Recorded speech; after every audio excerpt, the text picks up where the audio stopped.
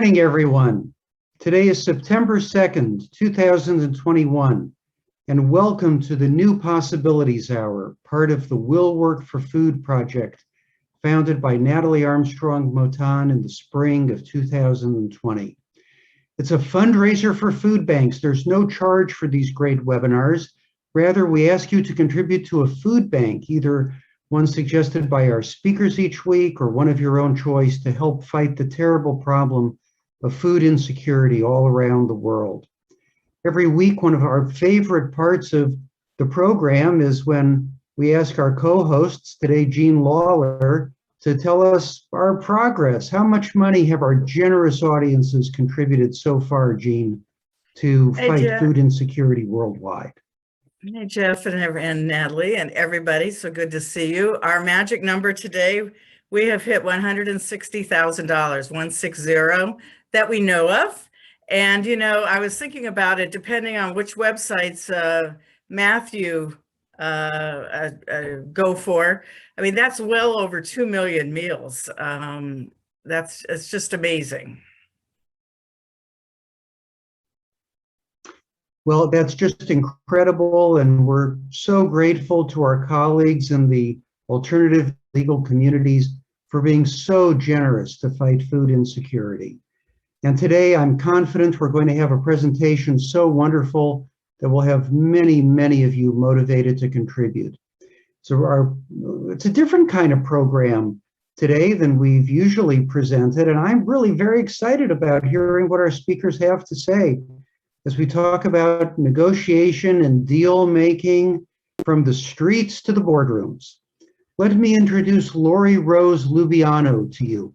Laurie is IP and Product Counsel for the Climate Corporation, San Francisco, California. With a focus in intellectual property and as a registered patent attorney, Laurie has counseled clients, including independent inventors, startups, and public companies, and has supported all levels of management, including the executive suite. As IP and product counsel, Laurie develops and manages the Climate Corporation's worldwide patent portfolio and serves as lead counsel to Climate's product and engineering teams. In addition to IP, her work covers licensing, contract negotiation, open source, data security, privacy, employment law, and international expansion.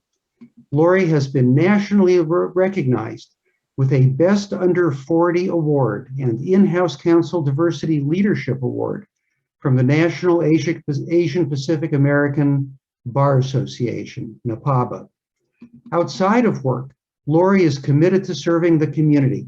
She is board secretary for the Medical Board of California. Governor Gavin Newsom reappointed Laurie in 2020 to serve on the board, which protects consumers through the licensing and regulation of physicians and other health professionals.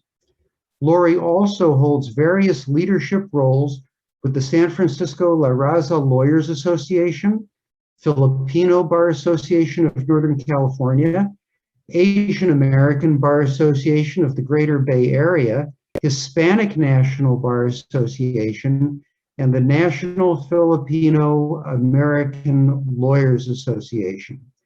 So, Laurie, to you and your colleague, Corpuz Jr., we welcome your presentation. Please tell us about the food bank you would encourage us to support, and we eagerly await your words of wisdom. My friends, the floor is yours. Thank you, Jeff. Good morning, everyone. The food bank of our choice is our local food bank, the SF Marin Food Bank. So thank you for joining us. Thank you to Jeff, Jean, Natalie, and Sarah for having us. You pulled at our heartstrings, for such a worthy cause, and that's why we're here. And you may be wondering where we're at. We're at the United Playaz Clubhouse in San Francisco, the South of Market area, or SOMA for short. And for those of you who are not familiar with this area was designated a Filipino Cultural Heritage District by the city in 2016, as well as recognized by the state for the rich history and contributions of Filipinos in this area and to our city. So I just wanted to make sure we let people know that. Nice. And also, fun fact, this area has special importance to both of us. My family, when they first came here from the Philippines, settled here in 1971, and Rudy's family in 1964. So the history goes back. Before I give my introduction to my good friend here, I thought I'd give you a quick talk about what inspired this talk and this topic specifically. You know, I think when you look at the news, social media articles out there, it's easy to see, you know, how, you know, as a country we're divided, how polarized things are. And I thought, you know, let's shift that perspective and let's talk about the commonalities that we can see in each other. Because when we recognize and focus on the commonalities, it's easier to find connection. And from connection, what flows from connection is trust, loyalty, and ultimately respect. And I think that's what can bring us closer as people. Amen. And when Jeff invited me, I was nervous to think that I would be talking for an hour. And so I thought, well, how can I help others shine? How can we give a new or an interesting topic, which made me think of my good friend Rudy right here. And before we jump I can't hear anything. Can you hear? Are you okay? Can you hear us now? Is anybody talking? Yeah, we can hear you. Gary, you might need to change your sound or something. Okay, go ahead. Thank you. So I'll give a quick introduction of Rudy right here. So Rudy is the founder and executive director. I am the executive player.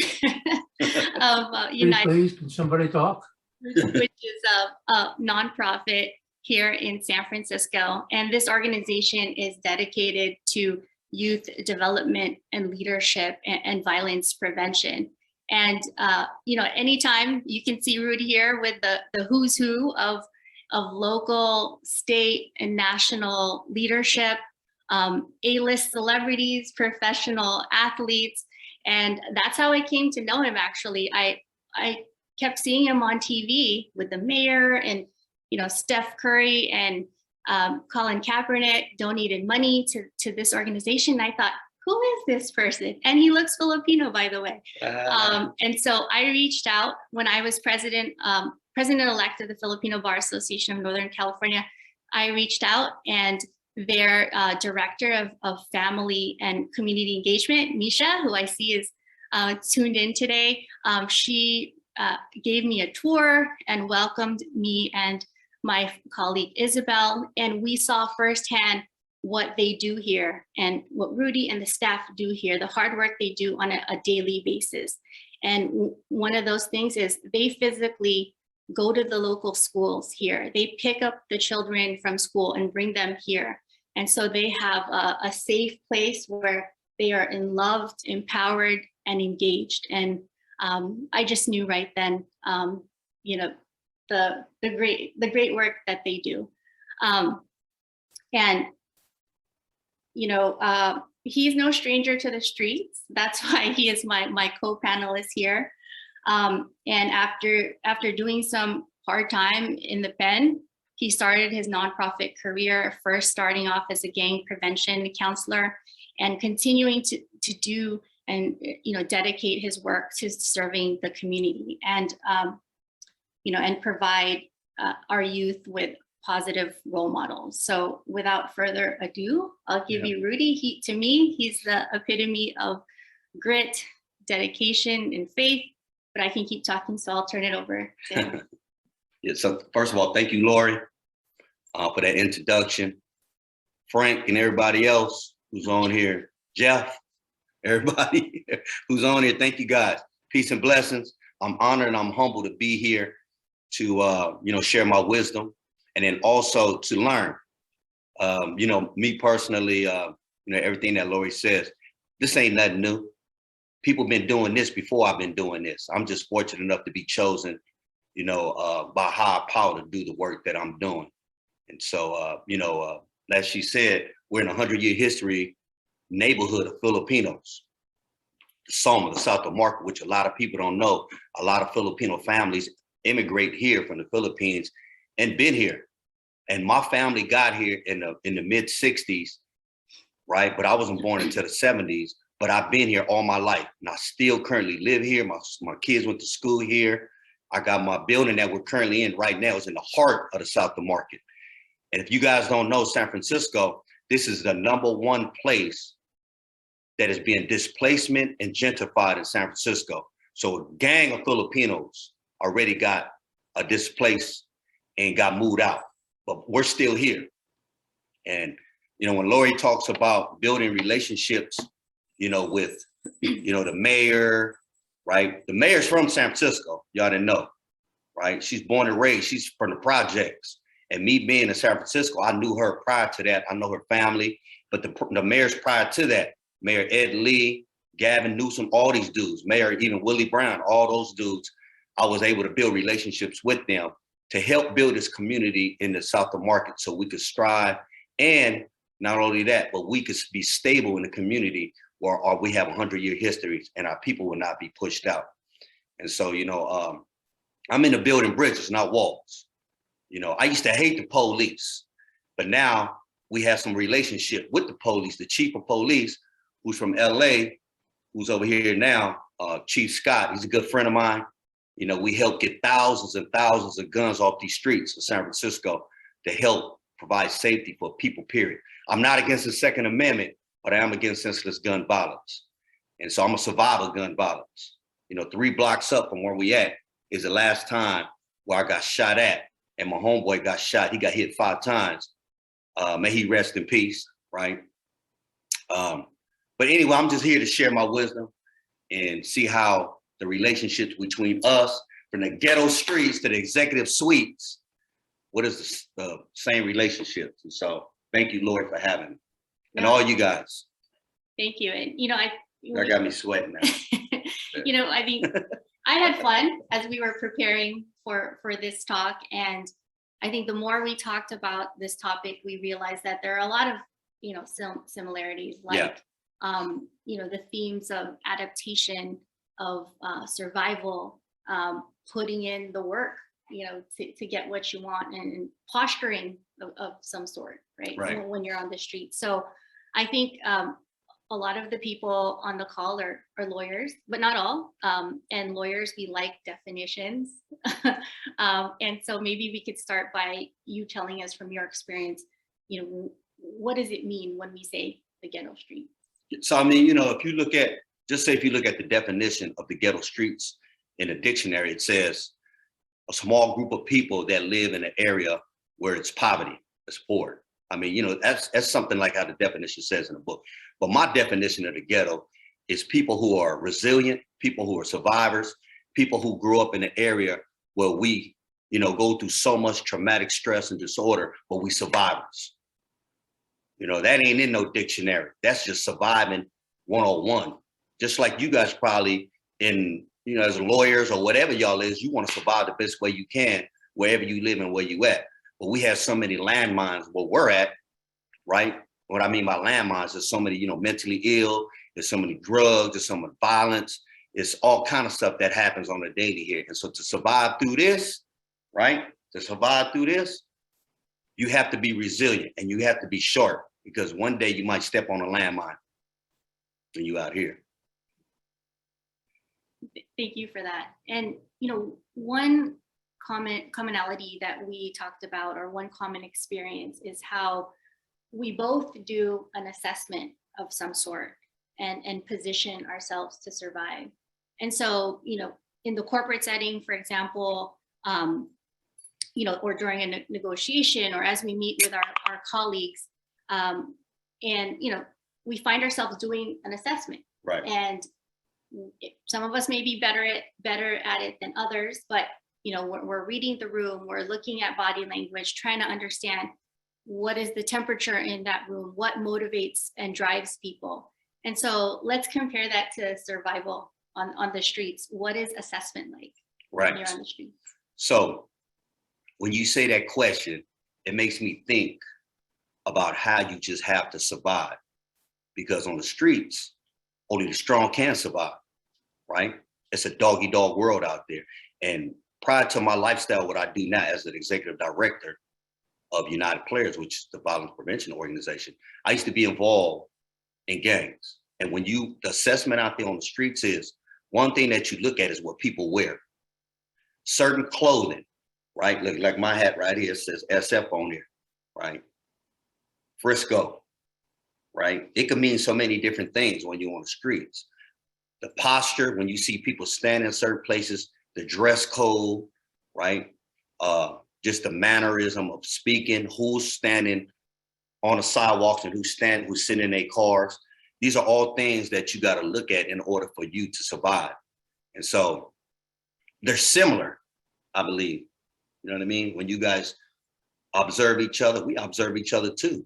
But I think ours comes to the point where people carry guns and they carry weapons. It's a whole different world because, you know, y'all might communicate and talk and, you know, probably throwing visible darts at each other. But for us out there, the assessments is kind of like more intense because not only you got to look out for the police when you're standing out there, you got to look out for the robbers and the killers.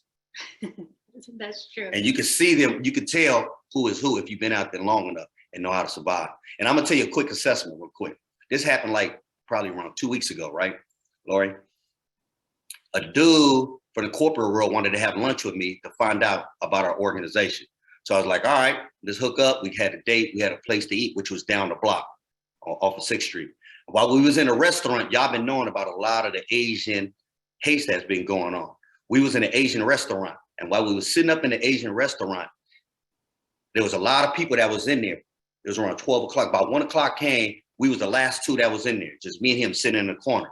As we're sitting in there, I'm always got my back to the door. Anytime I go to a restaurant or I'm a bar or a club, I always have my back to the door because you never know who's gonna come in, right? That's just a survival 101. So as I'm sitting with my back against the door, the guy who I brought with me, his back against the door, but two dudes walked in. I could tell by their demeanor, what they had on, they was gonna rob the place. The restaurant people didn't know, but I kind of peeped it out. So I started telling the dude who came with me, I was hitting his leg under the table. I said, hey, get ready, they're about to rob this place. But he couldn't understand what I was saying. I was like, the place is about to get robbed. But he kept talking and talking and talking. I'm like, man, the place is about to get robbed. Be aware. And so the two dudes who came in, they started casing the joint. And they said, what kind of food y'all sell here? And the guys who was working there kind of noticed it, who was working there but didn't. And so I had to say something. I said something where they could relate to, like, this ain't the place where you could rob. I was like, they serve Vietnamese food up in here, fool. And they turned around and they looked and they said, hold on. And I kind of like postured, like I put my hand by my jacket. I didn't have no weapon with me. I had to fake like I had some. Like, nah, this ain't the place. And they got it. And I noticed there was another dude standing outside the door, the third dude who was the lookout. And so them two dudes they looked at me, I looked at them, and I kind of like went like this.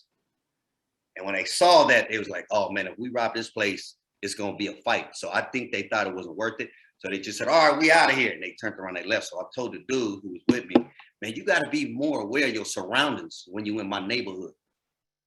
You know what I mean? And then I told the people who was there that working, and they noticed too. They was like, I could tell they was gonna rob us.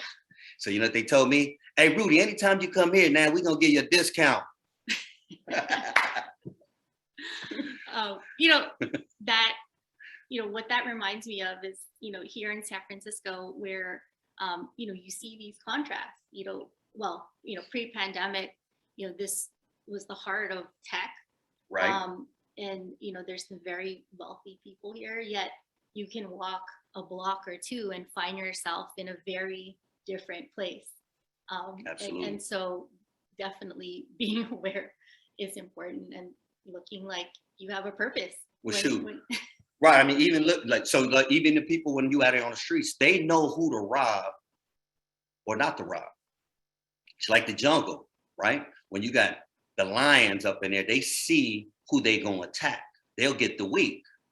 And so if you're walking around here and you're not paying attention, you're on your phone, or you're walking around and you got something on them like this or something they want, and you look like you're a victim, I promise you, 9 out of 10 times, you might get robbed, or your car might get broken into if you leave your car out here and you got all your stuff just sitting up in there. You hear about all these break-ins, all these cars. And so these are the things when you out here, you have to be very observant at. Yes. Just like when you guys deal with the office of sweets. But I don't think y'all be stealing from each other, do y'all? Y'all probably know how to do that on paper. You know, I was messing with y'all. one thing, I thought about as we were talking about assessments is, probably many of you here have done sort of personality assessment. And, quick shout out to my NAPABA LAP fellows, Leadership Advancement Program That's right. fellows. Shouts out to y'all. That are on the call. And as part of this program, we did what's called a DISC assessment. Just one of the many behavioral and personality assessments out there. And the reason I bring that up is that I use that as a way to assess the people that I may be communicating with at home, at work, knowing how the DISC assessment works. I'll try to do a quick assessment of someone, and tailor my communication to that person that way. Right. And actually, it's actually pretty spot on. So I really like DISC. So it's called the DISC, DISC assessment. And actually at work, in the boardroom with some of our executives, like offline, I've profiled them and have asked them, hey, have you ever taken this quiz and or this personality assessment? They've confirmed yes, and they also confirmed their type, which is what I had predicted them to be. So it's just one way what I've tried to do to assess the people that I'm communicating with and how to tailor my communication. But that's important though, right? In order for you to get along with somebody you're around all the time, you got to have some compatibility. Yes. You know what I mean? In order for you guys to function right. Because it's hard working with somebody who you don't get along with. Yes. It's like I was talking to Laurie a while back about cellmates.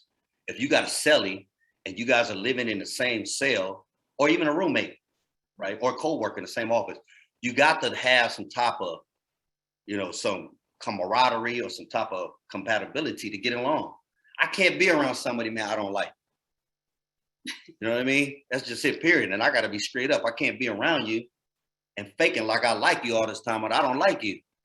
So, you got to find out what the things we like, we don't like. But in a professional state, I understand we have to be professional when we work together. Yes. It ain't always about having to like the person when you in a setting, maybe in a corporate world. You got to be with that person or work with that person, and be professional. Yes. And at the end of the day, you just say goodbye and leave. Start doing. But hey, I got to introduce you to my cat right here. This is Mama Pootie, y'all. I'm an animal lover too. I got 5 cats in this building. This is Mama Pootie right here. Animals know. If the animals come by you and they run from you, that means you got bad energy. Gotta fix that. That's right. So another commonality that we talked about between our worlds is a presence of a hierarchy and how that affects communication. Right. And we find ourselves tailoring our communications based on that hierarchy. So, for example, my communication style with someone in our R&D department, a data scientist or engineer, I will likely have a different style when I speak to them versus when I am communicating with my CEO or executive. So, I asked you if you could talk to the group about the hierarchy on the streets and how that affects communication. Wow. That's interesting question, because communication and understanding is key to a whole lot of things. Like you just shared how you communicate with certain people in that world. And in the world of the ghetto or the streets, there is a hierarchy. You have people who are on the block. You have people who are behind the scenes, but you would not talk to the person. Although, I mean, it's, it's a survival skill. You would not talk to the person behind the scenes the way you would talk to a person on the street, because the simple fact, it would kill you. It's called respect, or even when you talk to, just say, like a ranking police officer, a guy on the street, a police officer, right? A lot of people often think you have to just talk to them with respect. Nah, you don't, because they don't show respect to people on the streets. So you deal with them accordingly. But when you talk to the chief, you deal with him differently. And y'all know why, right? Because he has the power to get your butt out of jail. You understand what I'm saying? And so on a street level too, with the guys on the streets, they can't make the decision to get you to kill you when you're speaking to them, because they got to go through a protocol. It's a hierarchy out there on these streets. And so it's similar to how probably you guys deal with people in a boardroom or in an office. The person who's sitting into you in the office with you, he may get mad and report you, but he can't fire you. If you talk to the boss and you disrespect the boss, guess what? He could fire your butt. So you smart enough to know not to make sure you talk to him, that you talk to the guy who's next to you. And so, and Simple. And so it's very similar rules, right? It's just different accountability. That's right. And people know that. People are sharp enough to understand and know that, right? You understand that. That's just simple mathematics. That's basic fundamental things. You deal with people differently. Like, I don't deal with my homeboys the way I deal with the mayor. You know what I mean? I talk to her accordingly, the way I would talk to, certain other people when you want to get the respect with the things that you need. So there is a difference. You got to put on different hats, see? And, Hey, who's upstairs? Maybe this is a good time to stop to see, Jeff, do we have any questions that we can address at this time? Brother Jeff.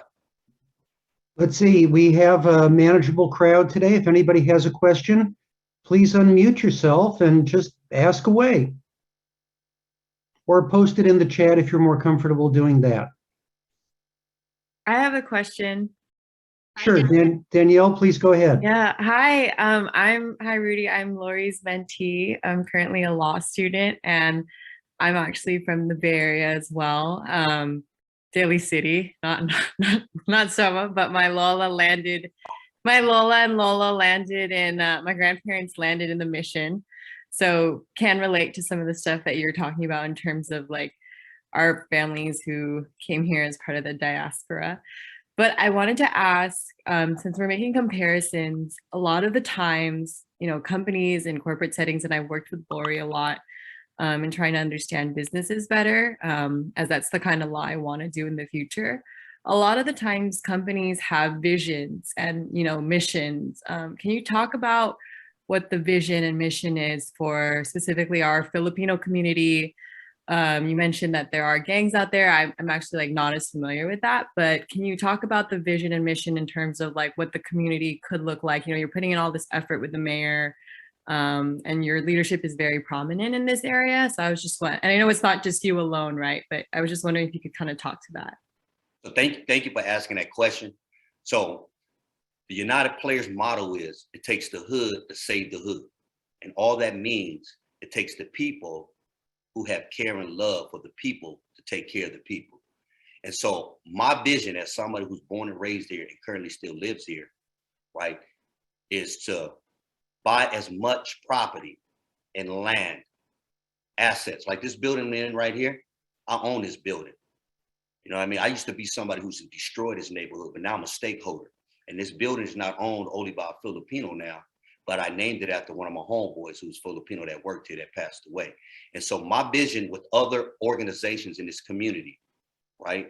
You have a lot of different CBOs, community-based organizations, West Bay, you got Soma Filipinas, right? You got so many different that we come together and we try to figure out what's the best way for us to survive in here. So what is the vision?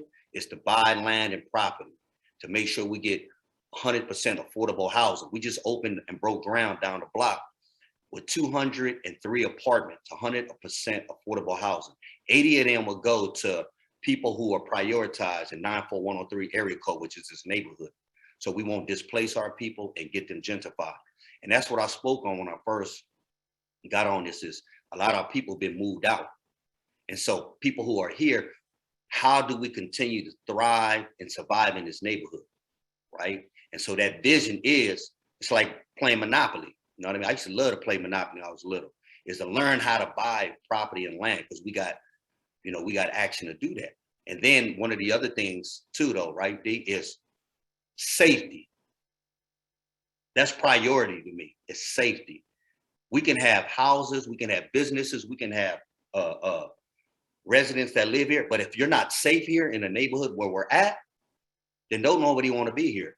And so that's one of my priorities, is my vision, is to make sure we're safe here and we're stabilized here, and that we own land and property in the community that we're from. That's my vision. And to build up. So if y'all got any people want to help me build up in this building right here, this building got 2 floors, I could build up as high as 8. Holla at your boy. Let me ask you guys a question.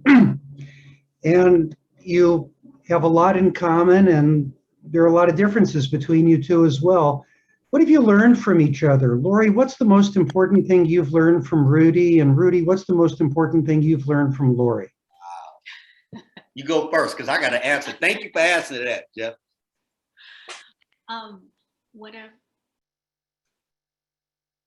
Well, you know, again, I would take it back to what's not different between us, but what we have in common. And, you know, in the beginning, I mentioned some of, you know, what Rudy is to me, you know, and what I see him as. You know, I said the epitome of, you know, dedication and grit and faith. And he inspires me because he is a man of integrity. He does what he says he does. And he's putting in the work. And, you know, we all are running our different races, and we're working hard toward, you know, different goals, leaving a legacy, leaving things better than we left it. So. Hey, when she talk like that, makes me feel kind of crunchy. Me too. Hey, but Jeff, watch this. Okay. What we have, even though we come from different sides of the globe, right? And we come from there's so much similarities, like you said, but I'm gonna tell you what makes us the same, is that we both move with the spirit of love. Straight up. I love God. I know she loves God, but I know she does everything from her heart. She cares. Who gonna wake up at 8 o'clock and come talk to all y'all, man, this early? That means she gotta love y'all. And I am not a morning person. 8 o'clock in the morning, come way down here to the ghetto. Come on, man. So I know what she's doing. She loves it. And I love doing what I do. This ain't no job for me. This is my life. You know what I mean? I was born in this. I wasn't sworn into this. This is what I do. And so, man, it's the spirit of love that we had to summon the same thing that she ain't doing this for no money. You get paid? They give you any food? What they doing? She does it because she cares. And that's the bottom line. Period.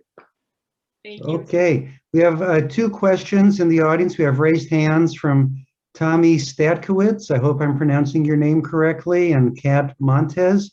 And Tommy, I believe you had raised your hand first, so please ask away.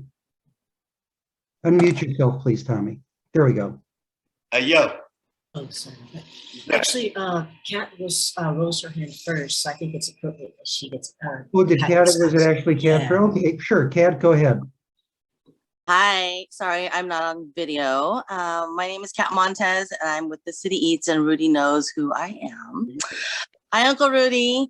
I have a question. You talk about safety in our neighborhoods in Soma, and thanks to your partnership, I launched our grocery program at SF Mint Hall. So I want to thank you in advance for that. But I wanted to figure out, you know, you talk about safety in the Soma neighborhood, a lot of the Asian hate crimes that are happening. What are you doing with the youth right now that are in your programs to try to uplift them and become, you know, a better human being or a better Asian leader in the community for the younger children that are in your multiple programs? So first of all, what's happening, Kat? Y'all don't know Kat. She does so much stuff in the community and for people, period. And she's another girl. Right? She's a great mother and a great person, period. You know, shouts out to you, Kat. So just to answer your question, our organization collaborated with West Bay. West Bay is the oldest Filipino organization in the West Coast, right? And the director is phenomenal. Her name is Carla Laurel, right? We came together. So we got over probably like during the pandemic, the most kids in San Francisco we've been dealing with during the pandemic. So what we're doing though, Kat, is we're educating the kids about those issues. That's all we're doing. We're communicating with them and talking to them and educating them before they get into it and while they're going into it, how to deal with those situations. And to me, education is one of the key ingredients of how to deal with this, because a lot of kids, they already see it, they know it, but how do they deal with it? And so as people who has, I believe we don't have all the answers, but we have some experiences and wisdom know how to deal with it. We share with them. I think that's kind of one of the best ways though, Kat, is we educate them. As young as elementary, we lacing them and sprinkling them as young as elementary. And then, you know, we let them know the consequences. You know, I got, personally, I got 19 staff and 70% of us are ex-felons. And so the dude who just walked off and gave me water, he did 19 years in prison. He went in for murder when he was 16. He got out after doing 19, but he's back over here now working with the middle school kids and talking to them about choices. And they actually, we're in the schools currently as schools ago. They got our staff in the schools, helping out the instructors and the teachers to build that bond. So our organization in West Bay, that's what we're doing. We're teaching all these kids prior to these things going down. Perfect. Thank you so much, Uncle Rudy. Welcome, Kat. Keep up the good work, girl. I'll see you at our United Players anniversary. Lock in October the 15th. Thank you, Kat. Tommy, please, your turn. Yeah, thank you. Thank you for your salamat for your time today. I guess my question is kind of going back to the process of mediation. I'm kind of curious, you know, I'm a new mediator myself, so I'm learning a lot of, you know, how to do in-person and Zoom mediations, a lot of it. I've done some in San Francisco, you know, like low-income housing. So I have a little bit of exposure to mediation, but I'm kind of curious how mediation, I imagine it shows up on the streets, how that looks like. And then also because you keep talking about the Filipino community, I'm curious if there are any aspects of that community that show up in the mediation process. So thank you again. Salamat. Me asking her, or both of us. Well, you know, thanks for that. Both of you. I think that's a good segue. And what I did have a question for Rudy, because knowing that many of you here are mediators and arbitrators, and I thought, you know, that's actually one reason why I pulled him in, you know, to talk with me, because he's mediating conflict all the time. And so maybe you take a quick moment before answering Tommy's question to just share your background in mediation and Sure. how that led to United Players being born. Yeah, so thank you, Brother Tommy, for that question. So just to kind of roll back, before I even started UP in 94, that was 27 years ago, I used to mediate a lot of street stuff because I was involved in the gang, and I was the leader of the gang that was in the South of Market, Downtown Boys. And anytime there'd be conflict, we would come together to try to squash the beef. And so we would communicate. And either sometimes it would turn out good because we would figure out what was the problem. We'll find out what there was a common denominator why we was finna fight. Or it won't go good because you people don't see eye to eye and it gets violent. And we all know the consequences to that, you know, when we talk about it. And so I had some experience in dealing with that because I felt like I was really good. I was like 7 out of 10 when we would negotiate on the street. And so when United Players started, that's how it actually started, was through some violence. And then we had a mediation between different ethnicities that was in the fight. And everybody at the table figured out why they was gonna fight, why the fight happened, right? Because it was a big fight that happened first. Then I was able to get them at the table because a lot of people don't want violence. A lot of people don't want war, period. You know what I mean? And so we was able to sit at the table, right, Tommy, and figure out what the problem was. And once they found out what was the problem, why they was fighting, right? They was like, damn, that's not worth going to prison, or that's not worth dying. And we just brought some common sense to it. And once we figured that out, 27 years later, we use the same concept. It's really just finding out what's the, inside of the onion, what is it? What's the guts of it? And is it really worth it? And so even to last week, I did a mediation with 2 grown ass men, you know what I mean? Who was willing to fight, but we found out what was y'all gonna fight about.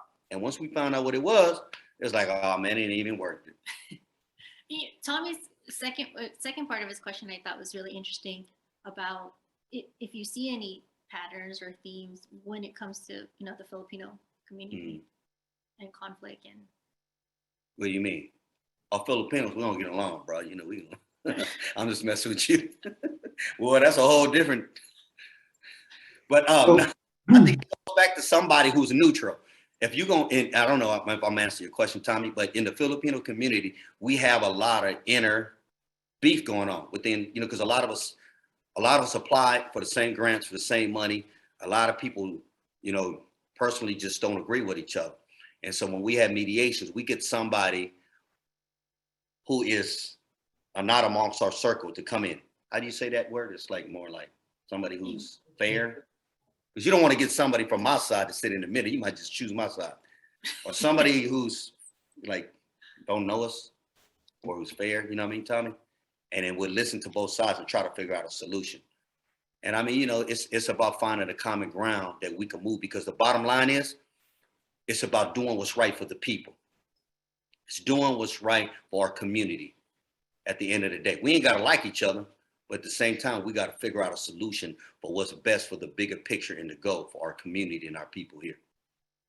So Rudy, tell us a little more about what a mediation in your context looks like, because in the context of lawsuits and, guys who wear neckties like me, everybody comes to a high-rise building in the financial district and sits around a table in a conference room.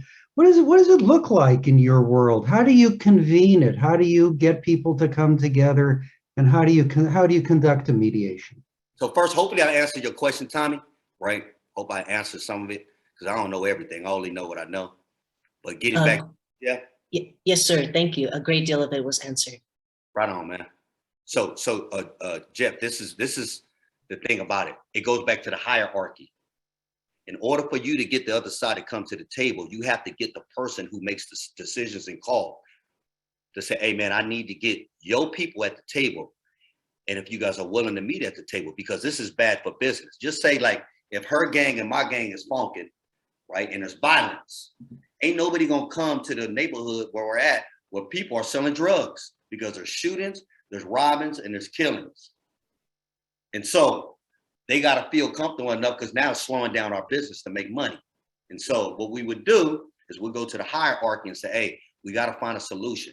And we will find a place, a location that nobody knows, that they feel safe and they're comfortable, right?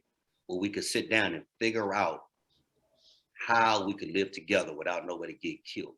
And it happens all the time.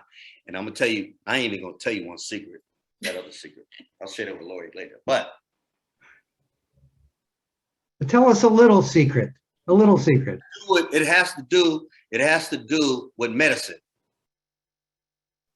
Now, I mean, it's legal now, shit. I'm gonna tell y'all. So usually on the streets now, excuse me for my language, I didn't mean to cuss. It's okay. Right?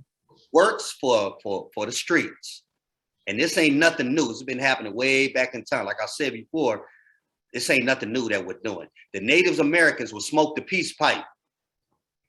And when they would sit down, guess what? They'll come with a lot of agreements because they had peace with each other. And so on the streets, the way I stopped a lot of violence is both sides, they would smoke some weed before they meet. And when they sit down, they usually come up with a resolution. I ain't lying. You know what's interesting? So maybe some of y'all should smoke some weed when y'all meet, before y'all meet. Just don't drink no alcohol, because alcohol make you violent. Especially that Hennessy. In preparation for this talk, you know, For the record, is water. I spoke, you know, I checked in with my friends who are arbitrators and mediators, and I was surprised to learn that when you do a mediation, that both parties aren't in the room at the same time. I just thought it was that way. So, but you know, I guess it's separate. You know. No, but I've been through a lawsuit too with the police, because the police, you know, did me wrong. This is way back. This is police in Sacramento. And so when we had the mediation, I noticed the cop wasn't in the room. Mm-hmm. They had his lawyer in the room. And I thought that was odd. You know what I mean? But for us, it has to be up front. You have to see who you're dealing with, because it's about your word on the streets. Your word means the most. So I got to hear you and see you and look at you for you to say, all right, we squash this. Let's shake hands. We'll let it go. That's from us. Mm-hmm. You know what I mean? But the corporate world, I noticed y'all sign a piece of paper. You know how they say the pen is more mighty than the sword? That's real talk. Y'all sign, because if you break that contract and agreement, they sue your butt and you lose all your money. You know, one question I had for you, you know, as we're talking about mediation, and you know, I wanted to know, how do you encourage and help someone feel more comfortable in that situation so they will show their true selves? Yeah.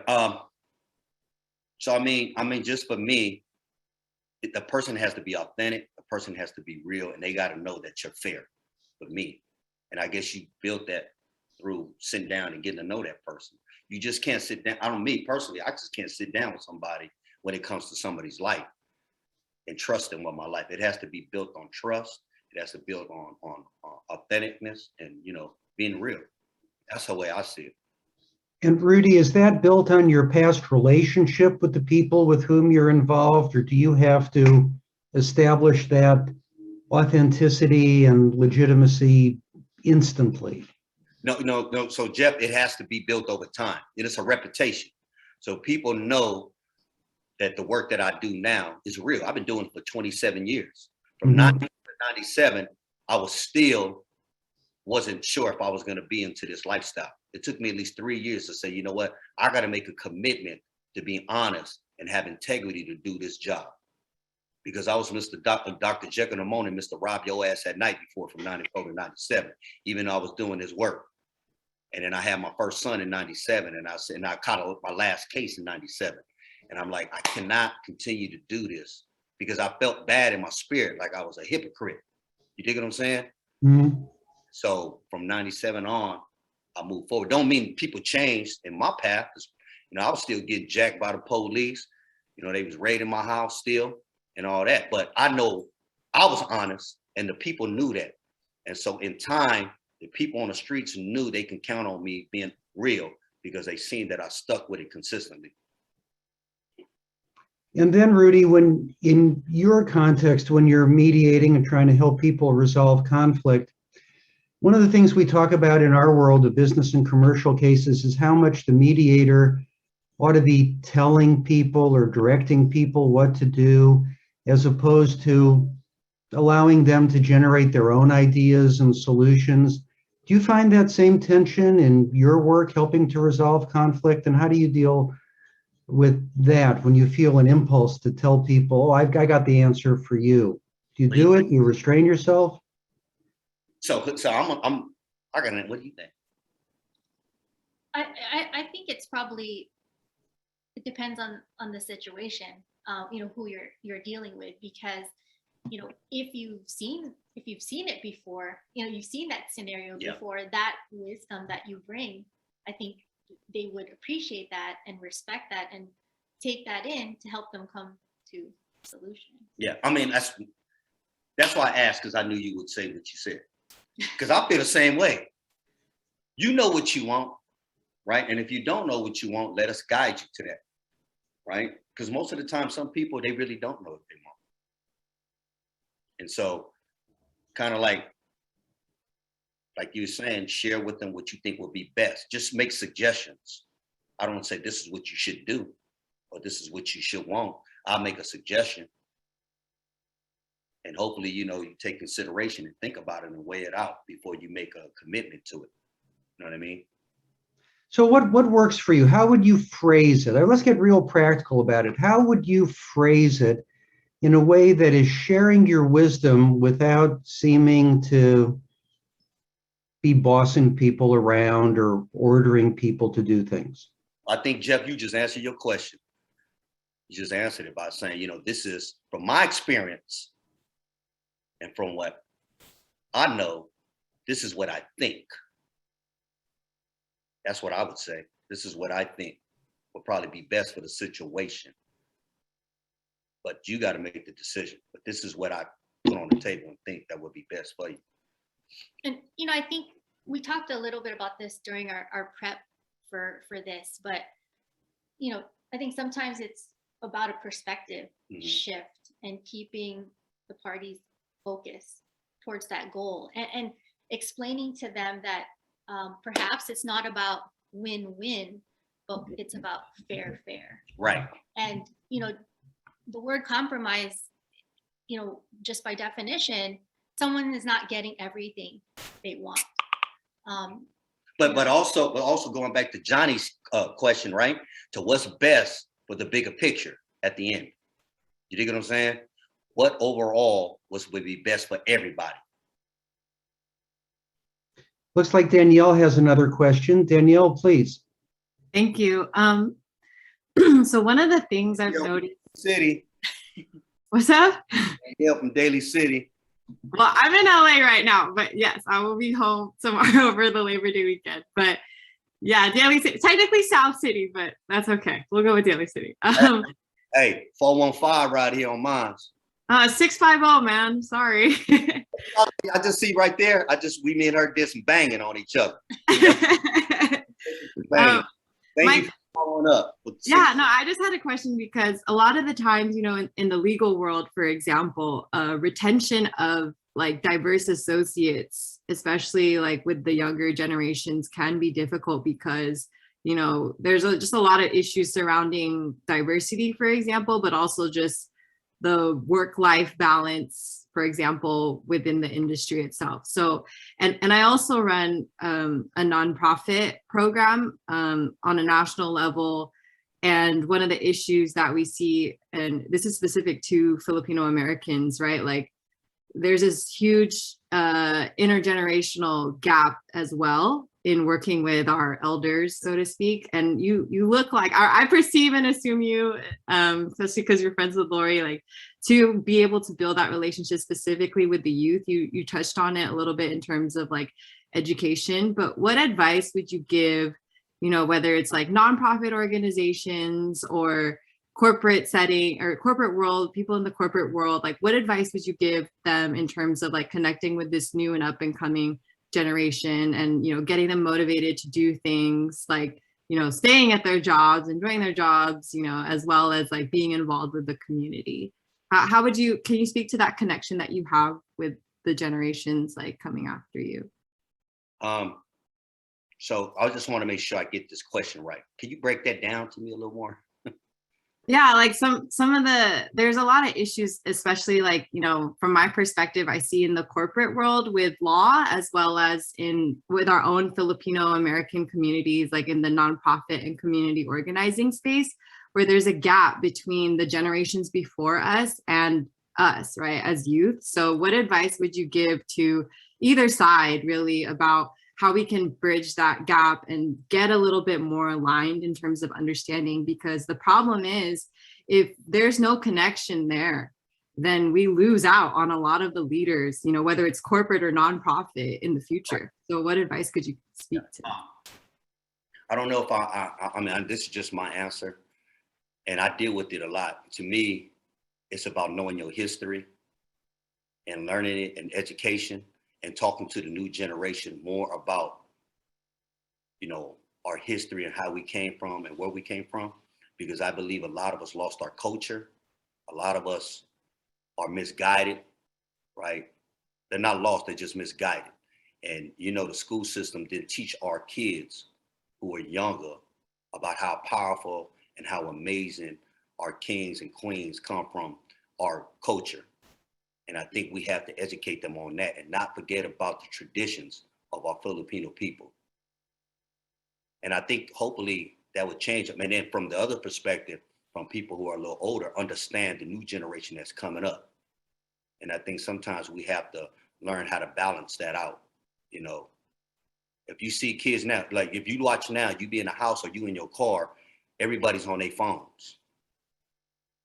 You on your phone, your kids on your phone, everybody's on their phone, but nobody's communicating to one another.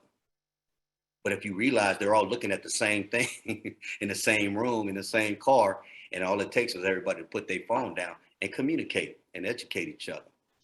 So I think going back to some of the old traditional ways that we know that works, it's always going to be something that's beneficial. And that's why I said what I said. We're not doing nothing that's new. I'm not doing nothing that's new.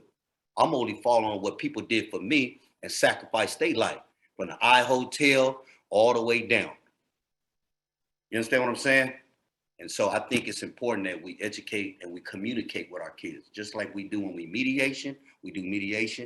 We have, you know, how our parents used to sit us down and talk to us. Find time to make it happen. And I mean, I'll be the first one to say I need to work on that.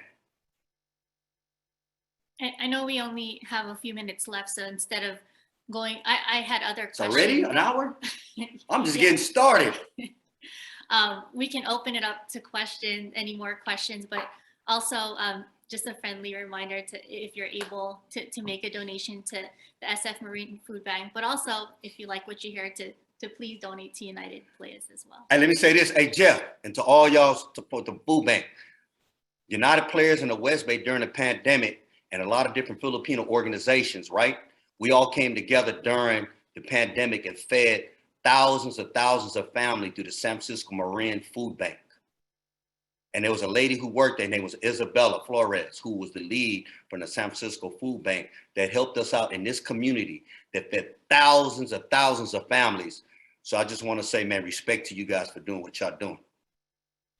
What a tremendous presentation. We have just a minute or two left. Rudy, thank you so much. Laurie, thank you so much. And I'd like to amplify what Laurie just said. Rudy, if we want to support United Playaz as well, please tell us, how do we do that? Or just call me. Shoot. 415-716-4100. That's this phone right here. Call me. Our actual 27-year anniversary, Jeff, is coming up next month. I would like to invite all you guys. 415-716-4100. And if we want to, do you take contributions online, by mail? How do we support your organization, Rudy? Yeah, I mean online too, unitedplayaz.org. We got our website, spelled Playaz. We go on there, you can learn more about us. If you want to come down and see what we do, right, call me. I'll make sure you guys get a first-hand view. We can take a walk around the neighborhood, see our center. And I just want to say before anything, big shouts out to Laurie right here, who made this happen. She's amazing. She's magnificent. This lady right here, man, she's a warrior for our people. You know what I mean? And so I just want to give you respect, girl. Oh, thank you. Well, thank you so much. I think everybody on the line here and people who will be watching the recording of this online will agree 100% what both of you are doing to prevent violence, bring peace to our communities, and improve life in San Francisco Bay Area and beyond is just wonderful. Thank you so much for being our guests today. Support the San Francisco Marin Food Bank, please. Support United Playaz. Let me ask Jean or Natalie, any final comments, please? Rudy and Laurie, thank you so much for speaking to us today. The authenticity with which you spoke about communication and commonalities really touched a lot of people. And in fact, enough people on this live event have donated money to provide 6,000 meals to the San Francisco Marin Food Bank. So thank you, everyone. Praise God. It's all God's work, y'all. Communication and understanding is key. Yeah, thank you so much. It's been an incredible pleasure. San Francisco is the place of my birth, actually, at the Presidio, when there was still a hospital there. And my family goes way back. I love it. The Presidio Letterman Hospital, yeah. Born at.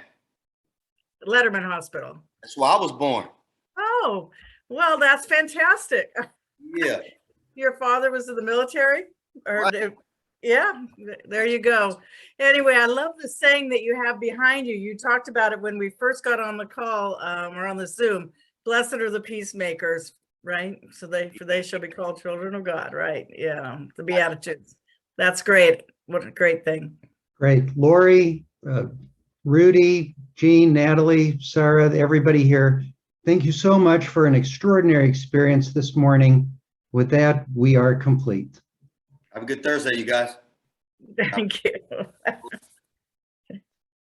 You know,